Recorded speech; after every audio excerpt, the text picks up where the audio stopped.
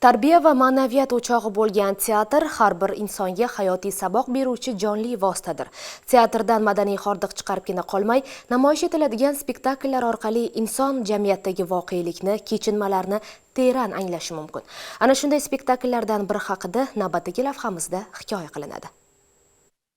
Teatr san'ati muxlislari O'zbekiston xalq shoiri Zulfiya Tavalludining 100 yilligi arafasida Didor teatr studiyasi tomonidan shoiraning hayotidagi yaxshi va yomon kunlari, taassurotlari, tasavvurlari, ichki kechinmalari, sevgisi, oilasi, ota-onasi, o'tmishi, hurlik sog'inchi haqidagi xotiralardan so'zlovchi Xotiram siniqlari dostoni asosida sahnalashtirilgan Yodim siniqlari spektaklini yaxshi xotirlashadi.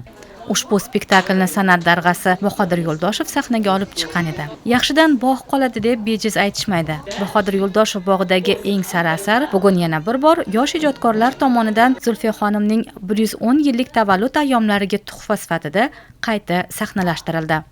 Rejissor Rustam Haydarov bosh rol uchun aktrisa Shodiya To'xtayevani taklif etdi. Zulfiya xonimni tug'ilgan kunlari va Zulfiya xonimni bahor to'g'risidagi she'rlari qanaqadir yoshlikni, bahorni, umuman shu kurtaklarni, bahoriy kayfiyatni beradi desam xato bo'lmasa kerak. O'zim Milliy teatrning aktrisasiman, lekin shunday bo'lishiga qaramasdan taklif qilishganda albatta hayajon, chunki boshqa teatr va ustoz san'atkorlar rol ijro etishgan bu spektaklda va hammamizga juda ham qadrli bo'lgan Bahodir Yo'ldoshevni rejissyorligi ostida qo'yilgan spektakl. Bosh rolni ijrochisi Gulbahor Yo'ldoshev, O'zbekistonda xizmat ko'rsatgan artist, hammamizga qadrli bo'lgan aktrisa rol ijro etganlar va ulardan keyin mana shuni yana bir sahnaga olib chiqish albatta hadik, albatta qandaydir bir qo'rquv, hayajon albatta bor narsa.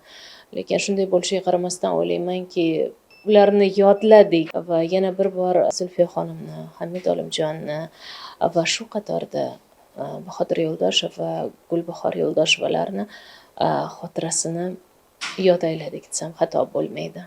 Siz yangi spektakl o'ynasangiz, bilasizki, u sizniki bo'ladi. Siz yangitdan o'zingiz uni kashf qilasiz, qandaydir xarakterlarini ochishga harakat qilasiz, qahramonni. Bu yerda bizda aniq bir dalil, hujjat bor, ya'niki spektakl bor, tayyor spektaklni faqat yana qaytadan xuddi shu asnoda o'zgartirishlarsiz olib chiqishga harakat qildik, lekin harakat qildik albatta takrorlamaslikka, oz bo'lsa-da bugungi kunga moslashga. Sahna asarida shuningdek Yunus Rajabiy nomidagi Milliy musiqa san'ati institutining iqtidorli talabalari ishtirok etdi. Hamid Olimjon rolini mahorat bilan ijro etgan Firdavs Jumayev o'z taassurotlari bilan o'rtoqlashdi. Professional aktrisa bilan Shodiya To'xtayeva bilan O'zbekistonda xizmat ko'rsatgan artist birinchi marotaba rol ijro qilyapman. Albatta hayajon bor, sababi o'ziga yarasha qiyinchiliklari bor. Ushbu spektaklda Hamid Olimjon obrazini yaratyapman va bu juda ham o'ziga yarasha qiyin hamda birinchi rolim, hamda bu ozroq hayajon bor, ham professional aktrisa bilan ishlaganda ozroq qo'rquv bo'ladi, baribir albatta o'ziga yarasha qiyinchiliklari bo'ladi, lekin albatta juda ham yaxshi, o'ziga yarasha maroqli.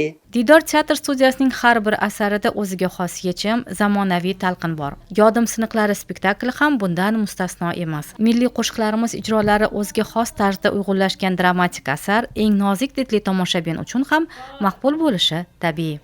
Farida Zohidova, Asilbek Islombekov, Joyida informatsion dasturi uchun.